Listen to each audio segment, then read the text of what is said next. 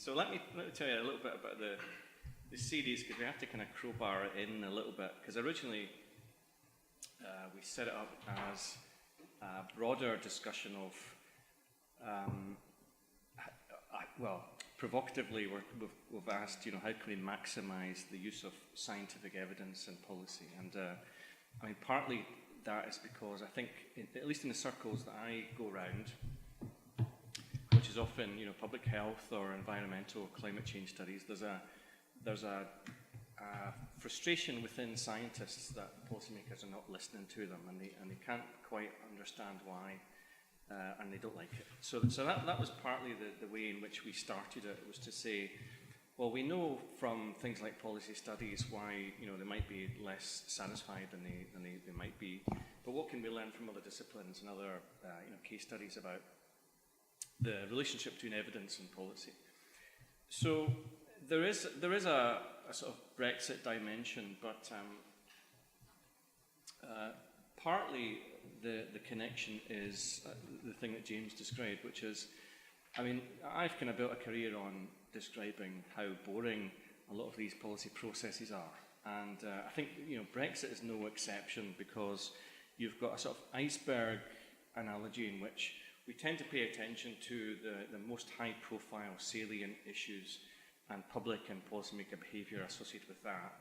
And I think the more attention we give that, the less attention we give to the fairly kind of routine, humdrum aspects of government in the EU and the UK.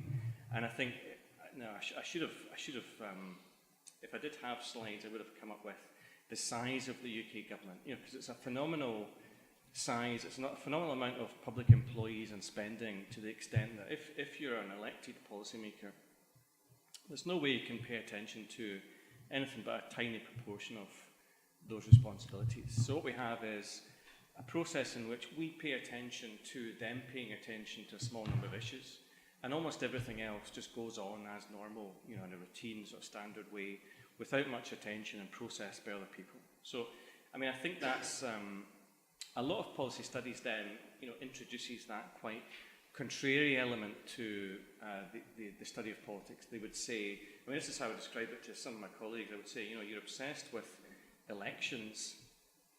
And in fact, actually, I can't say that anymore, because so many of them are getting good careers that have been obsessed with elections. But there's a whole world out there, between what used to be, the 4 or 5 year gap between them, and so why not study what happens then?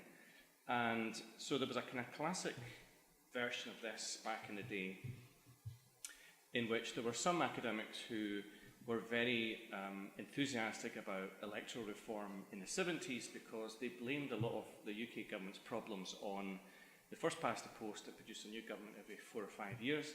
And what they would say is, well, what happens is a new government comes in and reverses the policies of the old one, and you have this instability or stasis. And what other colleagues pointed out was that they could only ever really come up with one example of that, and it was the privatisation of British Steel and then the renationalisation of British Steel. And then they would say, well, if you look at everything else they do, it's very rare for them to be able to pay enough attention to things to reverse them. So that was a kind of classic debate that I would say is still relevant to the sort of topics that we've got today. But let me talk about two quick ways in which that's relevant. So the first is, I think the role of experts and expertise is more important than we might think if we only focused on things like referendums and high-profile areas, because some issues are salient, and the rules, the normal rules don't apply. People pay particular attention. They have a relatively high emotional engagement, or they're relatively beliefs-driven, and it's relatively difficult to sort of present evidence.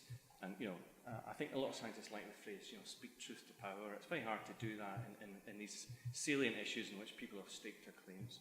But most policy is not salient, and it's processed by other people, and that's really what we might pay attention to as well. And I think that is where you find the routine use of evidence and the routine incorporation of experts within the policy process.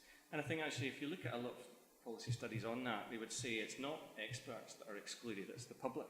It's that most of this stuff goes on in relative quiet, not necessarily in secret, but because so few people know about the issues or have any kind of recognised expertise or reason for government to consult them, it tends to be the usual suspects that are concerned. So I think in those terms, Brexit is going to change the venues in which those processes take place, but it's not going to change the processes themselves. We're still going to have lots of people processing policy out of the public spotlight and lots of experts being involved.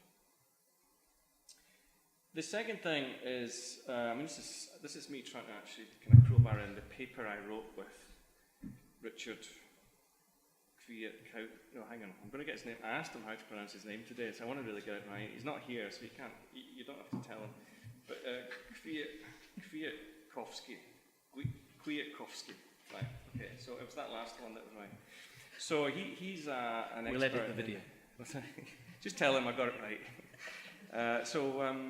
He is so my background is policy studies and his is psychology. So we produced this paper together where we said, well, there's an increasing use of psychological insights to understand policy making. So let's do a kind of broader look at the types of advice you might generate from that kind of literature.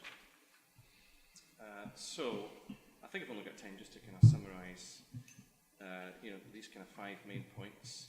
Now, so we're kind of into review, and we've had our reviews back from this paper, and we've got 2 comments. One was, we said these were 5 heuristics, but they pointed out that they can't be heuristics because heuristics are things you do through habit, where these require thought.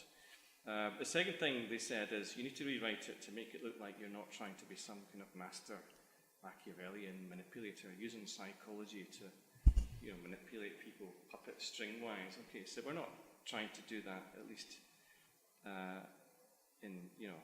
visibly. So the first thing I think would be develop ways. I can't compete, can I? I was thinking I was getting a good response from the audience there, but it's not me, is it?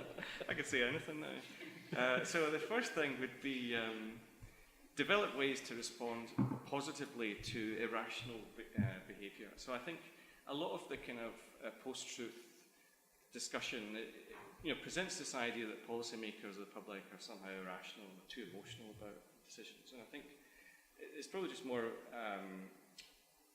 realistic to think that everyone engages cognitively and emotionally with information. And we're no different from them, so why would we sort of bemoan their cognitive biases when we have our own?